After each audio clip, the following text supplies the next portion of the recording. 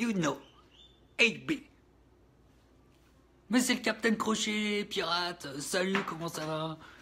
Je fais mon habituel live de récapitulatif après chaque grosse soirée boxe. Alors je vous la fais rapido ce soir, puisque demain, 20h heure de France, on fait un podcast spécial à AB, on peut le dire, et on va revenir en long, en large et en travers sur la soirée d'aujourd'hui, donc je vais pas trop m'éterniser.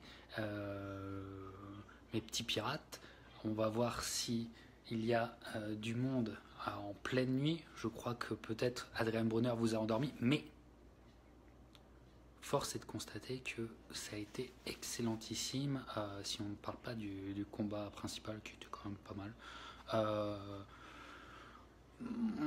Gervonta Davis est revenu et redevenu le phénomène qu'on a pu découvrir en janvier 2017. Incroyable. Il a fallu quoi, c'est 5 rounds pour se débarrasser de Cuellar. Ça en dit beaucoup sur son niveau. Le seul qui peut donner un vrai combat à Lomachenko, et je vais vous dire plus que Linares. Ça ne veut pas dire qu'il va gagner contre Lomachenko, mais il va lui donner un combat à Lomachenko. Bref, on en parle plus demain. AB, vous savez mon AB. Quelle est la chose la plus importante dans un combat d'Adrian Brunner? L'interview de fin. Alors faut pas la niquer, l'interview de fin, faut pas parler dessus. Les 3 gars de être en TV, dont les 2 champions, je sais, c'est la fin de la nuit, vous êtes crevés, mais laissez-nous écouter cette superbe interview. Adrien Brunner, il est flamboyant seulement en interview, mais sauf que le combat était quand même un bon combat avec toujours les éternels problèmes de Brunner. Jesse Vargas qui a fait du Jesse Vargas, peut-être un peu avec moins d'impact qu'il a pu l'avoir dans ses meilleurs combats dans le passé, ce qui a sauvé Brunner. Brunner, toujours le problème de simplement de rester en face, de ne pas utiliser ses jambes et de laisser trop d'opportunités à son adversaire, et de se focaliser à chaque fois sur certains coups qu'il veut absolument placer, qui lui font perdre de vue qu'il est en train de donner à son adversaire beaucoup trop, le laisser trop actif. Voilà, enfin, l'éternel problème. Brunner ne progresse pas. C'était son problème contre Granados il y a plus d'1 an de ça. C'était aussi son problème contre Emmanuel Taylor il y a 3 ans de ça, et c'est autre contre-performance, on parle pas. Voilà, il a été sauvé par le jugement. Un match nul n'est pas...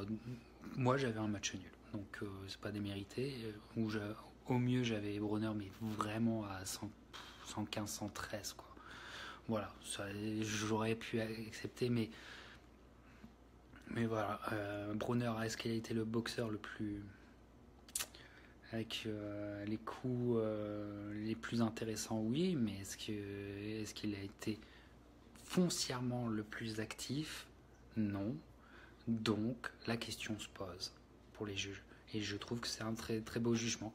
Mais mon AB, c'est un gars de la case, quoi. C'est un gars du quartier. Il vise pas comme s'il était au quartier, donc... il faut pas simplement qu'il gagne un combat de boxe, il faut que ça soit à la façon dont il l'a imaginé, avec le coup qu'il a imaginé. Exactement le même problème que Robert Easter Jr. Voilà, donc AB, en plus, en étant chez Walter, là c'était un catchweight, hein. C'était à 144 pounds, 144 livres, donc 3 livres en dessous des Walter, pour essayer que Brunner soit... Parce que Brunner, c'est plus un super léger, naturel. Il peut pas descendre quelqu'un en Walter. Brunner ne peut pas descendre quelqu'un en Walter. Voilà. Il n'a pas descendu Malignaggi il y a... Combien de temps de ça? Il y a une éternité maintenant. Il l'a pas descendu. Malignagui.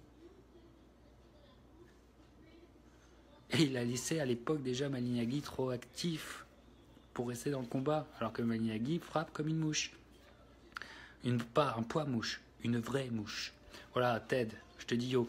Alors, j'élabore pas trop parce que demain, 20h, heure de France, la piraterie au complet. J'espère que Pirate Ted, qui me suit actuellement, sera là et tous les autres. Amir Khan, faux combat. Pourquoi Phil Lo-Greco? Bon, c'est bien d'être canadien, mais pas quand tu t'appelles Phil Lo-Greco, il nous a foutu la honte. C'est quoi de rester planté sur tes pieds face à Amir Khan? Bref. Si t'es fan d'Amir Khan, tant mieux, parce que ça fait plaisir. Ça fait plaisir à voir. Voilà, mais ça ne dit rien du tout. Ça ne dit rien. Voilà, le Amir, il a pu laisser parler sa vitesse. Speed, kill. Voilà. Mais là, j'ai envie de dire, c'était un peu trop facile. Et pourtant, le Lo-Greco, que je connais très bien, j'expliquerai. Le Lo-Greco, je le connais très bien, il s'était préparé comme jamais. Putain, ça doit être très mentalement. Ça doit être très dur. Oh, qu'est-ce que ça doit être dur. J'aimerais pas être à sa place. Ça fait mal.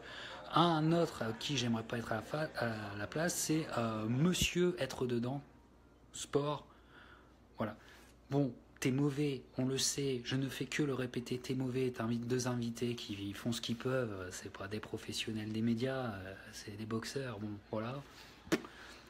Mais leur demande pas de te donner des informations que tu n'as pas cherché toi-même pour nous niquer notre interview, le moment le plus important. Hein? Bronner, je t'explique, être dedans TV. Bronner, il est de Cincinnati. Il n'est pas de New York. Il n'est pas vraiment chez lui à New York. Voilà. Cincinnati, il a boxé plusieurs fois à Cincinnati. Contre Granados, contre Taylor. D'ailleurs, le combat le plus sympa à voir de lui. Sinon, Jermall. Charlot. Centeno, c'est pas un mauvais. C'est pas un mauvais. Je connais son entraîneur, c'est vraiment pas un mauvais. Ben voilà, quand tu es face à un Charlot, tu peux avoir l'air ridicule, tu peux avoir l'air d'un débutant, alors que tu l'es pas. Ça fait mal aussi. C'est une soirée, si tu regardes, tu changes ton état d'esprit, si tu regardes du côté du perdant, c'est une soirée qui fait très très mal au perdant.